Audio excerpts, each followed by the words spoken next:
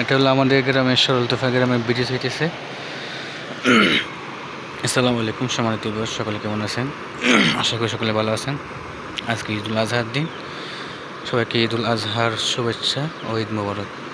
আমরা ছিলাম দেখেন, এটা হলো আমাদের উত্তরহাটির পশ্চিমহাটির এদিক, এই রাস্তাটাই ভেঙে গেছিল। আর আমাদের এই যে ফিলার দেখতেছেন, এটা হলো আমাদের এখানে একটা ব্রিজ হইতেছে। এই দেখেন ব্রিজের পিলার, এটা আমাদের সরলতফা ব্রিজ হইতেছে।